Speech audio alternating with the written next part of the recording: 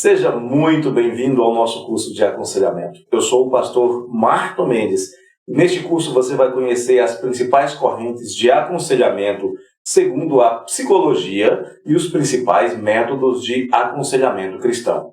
As principais correntes de aconselhamento psicológico tradicional são o aconselhamento cognitivo-comportamental, também conhecido como TCC, a psicanálise ou aconselhamento psicodinâmico, método freudiano, e o aconselhamento humanista. O aconselhamento pode ser bem específico, voltado para carreiras, pode ser relacional, como familiar e matrimonial, abuso ou dependência de substâncias, educacional, financeiro e espiritual. O primeiro tipo de aconselhamento psicológico é o psicodinâmico, ou mais conhecido como a psicanálise, que ensina que pensamentos, sentimentos e comportamentos são influenciados pelo inconsciente do ser humano. Então, esta corrente busca entender a dinâmica das emoções, como as experiências passadas influenciam a formação da personalidade e os padrões de comportamento. A exploração das motivações inconscientes causadas por eventos passados ajuda a resolver os problemas do presente em busca de mudanças positivas. A sua proposta é ajudar as pessoas a entenderem seus próprios pensamentos inconscientes, as suas motivações interiores desconhecidas, irrefletidas, profundamente arraigadas e muito influentes, e então lidar com as suas emoções reprimidas, muitas delas não admitidas, a fim de melhorar a sua saúde mental. Esta teoria foi criada por Sigmund Freud, que acreditava que a mente é dividida em três partes. O id, que são os impulsos e desejos, a parte mais primitiva da mente, o ego, responsável pelo autocontrole, pelas decisões, e o superego, que é a parte que envolve a moralidade, as noções de certo e de errado, e que disciplina ou autodisciplina o ser humano. É claro que Freud não usava o termo aconselhamento, mas suas ideias e suas técnicas são aplicadas em contexto de terapia ou aconselhamento psicológico, com as seguintes características predominantes. Primeiro, o inconsciente. Os pensamentos, as emoções e os comportamentos são influenciados por conteúdos na mente sem que a pessoa tenha consciência deles. Resistências. Pacientes resistem a pensamentos e sentimentos, evitando abordagem consciente. O terapeuta deve, então, percebê-las e explorá-las para entender os conflitos internos do paciente. As transferências, ou seja, o paciente projeta sentimentos e emoções não resolvidos sobre figuras significativas do passado no terapeuta, possibilitando, então, trabalhar questões que ele não conseguiu resolver antes. O papel do terapeuta é ser uma figura neutra, imparcial e empática, para que o paciente fique à vontade, explorando os seus pensamentos, os seus sentimentos e as suas emoções mais profundas, sem medo de rejeição ou julgamento, rompendo então as barreiras do inconsciente. A interpretação dos sonhos também é importante. Os sonhos são analisados para acessar o inconsciente e revelar desejos, medos e conflitos ocultos. A conscientização. Os pacientes deveriam ser ajudados a obter insights sobre os seus conflitos internos, desconhecidos às vezes, e as motivações. Então, isso pode resultar em mudanças como alívio do sofrimento psicológico que a pessoa está sofrendo. Embora Freud seja considerado o principal teórico da abordagem psicodinâmica, ao longo dos anos, outros psicanalistas, outros terapeutas desenvolveram, expandiram suas teorias, e entre eles nós podemos citar Carl Gustav Jung, Alfred Adler, Melanie Klein, Donald Winnicott e Jacques Lacan. Carl Gustav Jung inicialmente foi um colaborador de Freud, mas ele desenvolveu abordagens e conceitos próprios e acabou separando-se de Freud.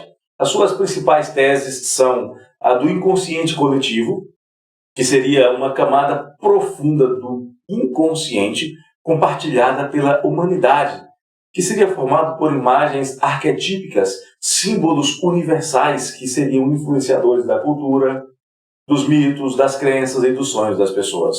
Os arquétipos, que seriam elementos fundamentais do inconsciente coletivo, padrões inatos que influenciam pensamentos, sentimentos e comportamentos.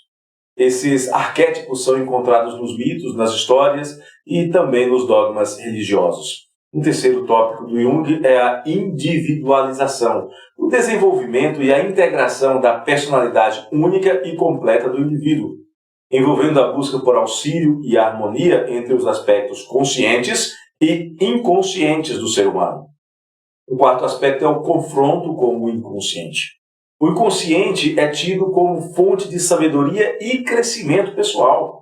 E o paciente, então, é incentivado a enfrentar este conteúdo para ter uma vida mais plena e mais autêntica. E, por fim, um aspecto que não era abordado por Freud é a espiritualidade, a dimensão espiritual da vida, explorando temas relacionados à experiência religiosa na abordagem psicológica. Um outro representante dessa corrente é Jacques Lacan. Lacan foi um psicólogo francês que reinterpretou e expandiu as teorias de Freud. Por exemplo, o inconsciente para ele é estruturado como linguagem. Então ele traz um destaque para o papel da linguagem formal e também simbólica na constituição da mente do sujeito.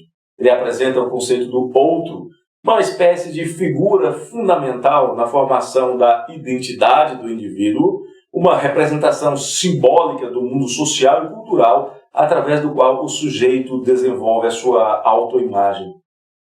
Um outro aspecto abordado por Lacan é a importância da falta e do desejo. O desejo é causado pelo vazio interior que, no final das contas, é a motivação essencial das ações e dos relacionamentos.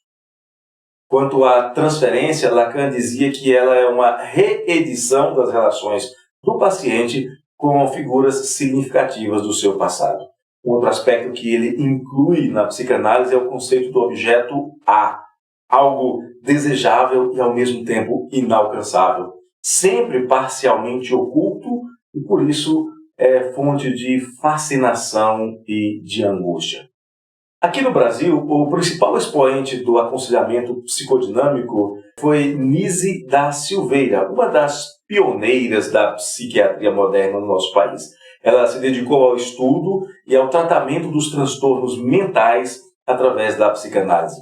Ela estudou a obra de Freud, mas também foi influenciada por Jung, Melanie Klein, Donald Winnicott, desenvolvendo a sua própria abordagem da psicanálise, que chamou de psicologia do ser, concentrada na criatividade, que ela propõe ser uma forma de cura para tratamentos mentais, e também na autoexpressão, através da arte, da música e da dança, defendendo que até mesmo os doentes mentais deveriam ter um tratamento respeitoso e o direito de participar das decisões sobre o seu tratamento.